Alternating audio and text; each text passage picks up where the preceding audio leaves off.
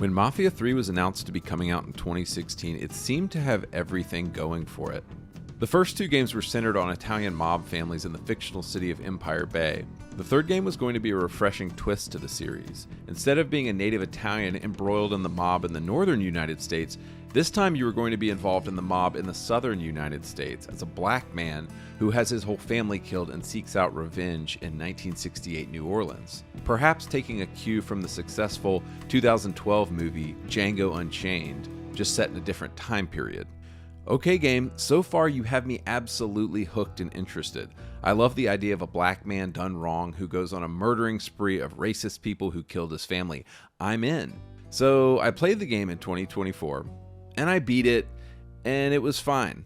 But now the big question, what went wrong? Well, it's complicated.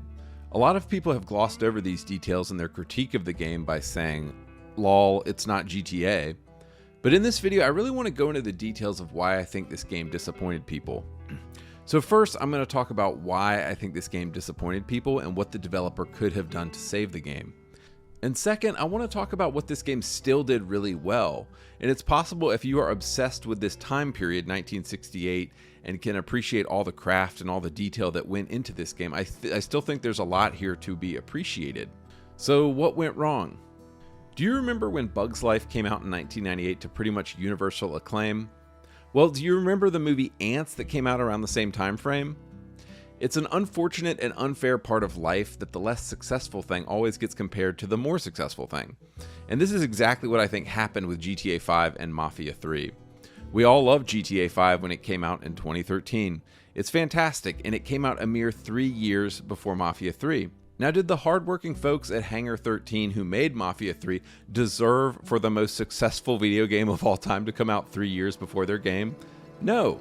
Were they probably already mid-development when GTA 5 came out? Yes. And unfortunately, life isn't fair, and anyone who has played the much better GTA 5 is of course going to compare Mafia 3 in the shadow of GTA. So this was the first big thing working against Mafia 3 from the start. But suppose you're a die-hard Mafia fan, and you say to me, but Andrew, wait, the Mafia series is a much more grounded and realistic world than GTA. Okay dude, I'm willing to walk this back with you, but there are some problems. If that is the case, why do I go on multiple killing sprees over and over again at seemingly every building and every house in New Orleans in Mafia 3, and 5 seconds later the cops completely forget what my face looks like I've done nothing wrong? There are multiple things like this in Mafia 3 that suspend my disbelief. I love the idea of a more realistic, grounded mob game than GTA. I love LA Noire, it's one of my favorite games of all time. But the problem is Mafia 3 didn't do the grounded, realistic thing either. Mafia 3, all it did was accomplish about 60% of the game mechanics of GTA 5 and left it at that and thought we were going to praise it. So moving on to the second big problem with the game was this word I saw again and again used by almost every reviewer in this game, and that word is repetitive. Now I don't want to be reductionist, but I think people were using that word in a way that gets at a much bigger, much more complicated problem than just it being repetitive. To make my point, let me start at the beginning of Mafia 3, and the start of the game is actually pretty great. You're this big black dude, Lincoln Clay, who's coming back to New Orleans to see his family, his dad, his brother. You've been off serving in Vietnam, and you're generally a good dude. Next, you go in with a bunch of white guys to rob a bank for Sal Marcano, who also happens to be super racist. Well, the heist goes as played, and you and the white guys make off with all the money, escaping through these underwater tunnels in a boat. Afterwards, while everyone is celebrating, Sal Marcano sends his thugs to kill you, your brother, your dad, and steal all the money from the heist. And of course, they set the building on fire afterwards. Well, it turns out the bullet that was supposed to kill you doesn't kill you, and Lincoln wakes up. So the event that kicks off the game is this desire to hunt down these racist sons of bitches for not only robbing you, but killing your whole family. And there's this kind of primal, visceral rage motivating your character for what's happened, and I think it's a really strong opening for the game. And by the way, sidebar, the cinematics in this game are actually really well done. Furthermore, I really love this visceral rage that comes through Lincoln throughout the game. You kind of see this in his brutal takedowns of people in fighting segments. But you really get this sense that he is angry and he's on the warpath, and it's super satisfying to kill people in this game. I don't think that is a problem at all. But the reason the game becomes repetitive, not only from a story perspective, but from a gameplay perspective, is because over the next 25 hours, literally nothing changes about that core story.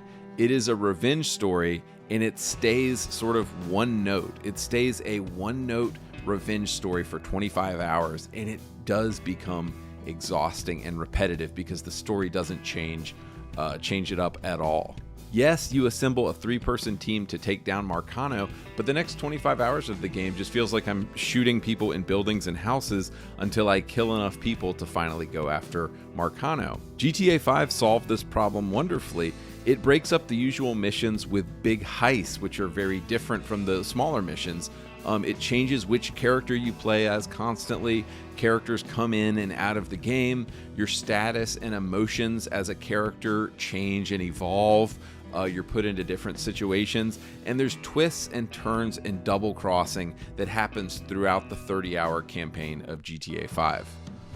So the primary problem with Mafia 3 is that there's just no variation.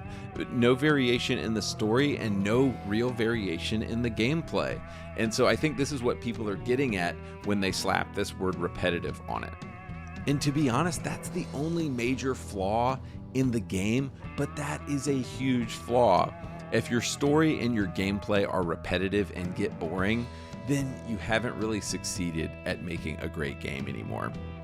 So I thought up a couple things here they could have done to make the story and gameplay a lot more interesting. Number one, why not let me play as another character like Donovan, the white CIA guy who's helping him out? It would have been cool to do missions as Donovan that weren't just combat, that were sneaky CIA stuff. That would have made the game great. Number two, where is the double crossing and backstabbing? Where are the characters that I put my faith and put my hope in, and they backstab me, kind of just like Sal Marcano did? Where is the double crossing? Am I allowed to double cross anybody? Am I allowed to backstab anybody? There's just no big twists and turns in the plot. Number three, what if it turned out that my father's death had been faked and he was in cahoots with the mob? I mean, that would have, finding that out 15 hours in would have been huge. And would have, I really think, made the game a lot more interesting. There's just so many things that could have been done to make the story more interesting, and they really did none of it. Moving on to the gameplay, in addition to the story, the game desperately needed to change up the gameplay from time to time, which it never does. What if I was able to do a mission as the villain, Giorgio Marcano, see things from his perspective, maybe. I guess Giorgio was the son, Sal was the father, but what if I did some missions as Giorgio to kind of see things from the other side of the fence? What if I played a sequence of Giorgio and Lincoln as kids to really ground their friendship a bit more and kind of underscore the tragedy that was happening? Now, I know this would have pulled an idea from the earlier Mafia games, but what if we played as Lincoln in the Vietnam War? Or what if there was some stuff that happened in Vietnam that kind of completely changed our view of Lincoln and made us view the dude in a different light? That would have been incredible. There's so many different things here that Hangar 13 could have done with the plot and the gameplay, and they did none of them. And I really just began to wonder if they ran out of time or money on this project. So moving on to part 2 of this video, I really do want to talk about the things that I enjoyed in this game. The vibes in this game are truly immaculate. Watch this short clip I'm going to play to see what I'm talking about, and tell me this scene does not have vibes.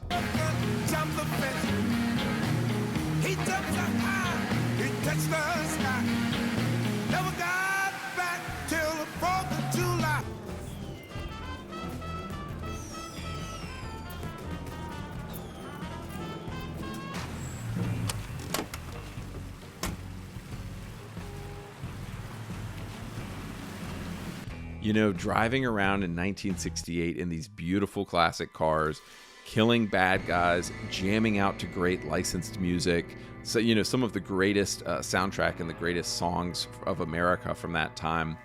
Mafia 3 really had a vibe, and for the first 15 hours of me playing this game, I was 100% here for this vibe.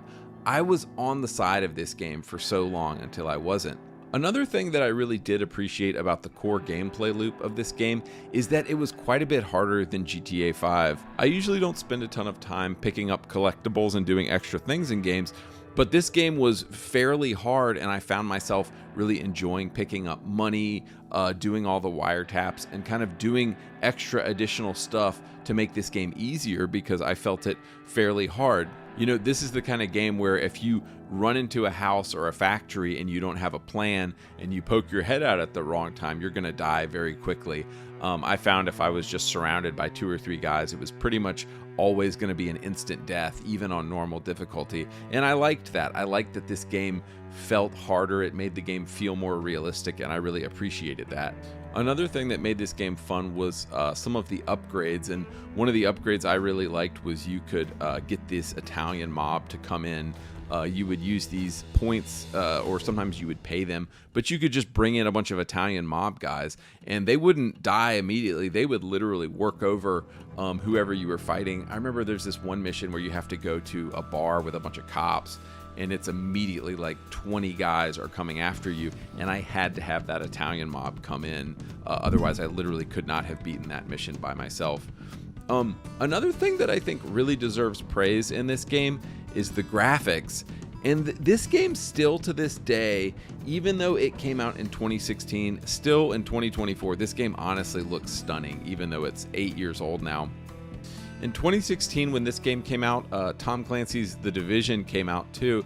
And I feel like 2016, we were still in an era where developers really cared about graphics and were really trying to get the best looking games possible. And it's kind of sad to see that developers have moved away from that. And I feel like graphics are not as big a thing anymore.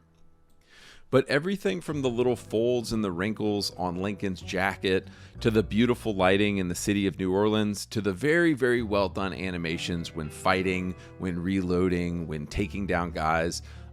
Seriously, I loved the reloading, fighting, and murdering animations in this game. If you compare this to GTA 5 from 2013, and I know that they've made updates to that game over time, it's kind of a weird thing to be into, but the animations in this game, the character animations and the enemy animations in this game actually look incredible, and they really look stunning. And it's like I said, there's some rare spots of light in this game where it's like, man, aspects of Mafia 3 really are incredible, even though it might not work very well as a complete package. On top of the general graphics in this game, I also really enjoyed the level of detail in the homes, houses, and buildings in this game. Every time I walked into a house in this game, I wanted to stop and look at everything because it was so meticulously and accurately portrayed the 1960s South. When you would walk up and down the street, I'd hear people talking about Jim Morrison and the Doors and civil rights things. And I loved little details like that because it really grounded me in the world. Also, don't get me started on the number of beautiful classic cars in this game that handle incredibly well and incredibly realistically. I'm fine with driving in this game being a little difficult because honestly, a 1968 Cadillac Eldorado handles like a freaking boat. So they nailed that aspect of it. These cars were not modern, agile cars like you might play in a GTA. These cars handle like boats because back in the day, they really did handle that way. Another really cool detail I picked up on this game is that when you go into the water, and I'll show you a video of it here, Lincoln will only get wet up to the point where he goes in the water. So if you go into the water up to your chest, you can clearly see only that part of your body gets wet. If you go up to your legs, only that part of your body gets wet. It was just little incredible details like that. That I really appreciated. You know, so many details like this make me think that whoever was behind the graphics and visuals in this game just did an amazing job. And I think it's such a shame that this was all in the service of a repetitive story and repetitive gameplay, like I said, but I wanted to highlight the thought and the care that really went into that, which I think is cool. One kind of interesting gameplay mechanic that I was excited about at first was the wiretapping of houses you can do in an area. If you go around to all the wiretaps in a district, and it unlocks your ability to level up some new skills and gain additional rewards from the bosses in that area. I really think they could have done more with this, and another thing I think this game could have used was like maybe an investigation section. You know, instead of just going in house after house and killing everybody the way that they did in the final game, it would have been cool to be more like Alan Wake 2 or LA Noire, where there's an actual investigation that I'm doing. I'm not just mindlessly killing people, but I I care about human life. I want to grow my drug empire, but I still care about people, because it did seem like Lincoln Clay was somebody who cared about people. He wasn't like a Trevor from GTA who's just going to mindlessly kill people. So I know I always point to LA Noire as an example of a game that was real, grounded, but also had really good gameplay. If you killed people unnecessarily in LA Noire, it was always a game over for you. And if you actually want to make a realistic game, that is how it should be. Now, if you're making GTA and the game is bonkers and fun, just copy GTA. But if you want the game to be realistic, copy something closer to LA Noire, I think. So I should probably wrap this video up, but I want to end on a high note instead of a low one. What I will say about this game is that, as the kids say, the vibes in this game are immaculate. The game world is gorgeous, and you are in a faithful recreation of 1968 New Orleans. It's called New Bordeaux, but it's basically New Orleans. The music, the cars, the conversations people are having on the street, the buildings, the radio, the TV, everything is done amazingly well. And all of that stuff combined with the beautiful graphics, like, it is truly a vibe in itself. So I think if you can overlook the repetitive gameplay found in this game and just vibe out to this perfectly rendered 1968 New Orleans, I think you can really enjoy this game, and there's something here for you. All right, I'm going to get out of here.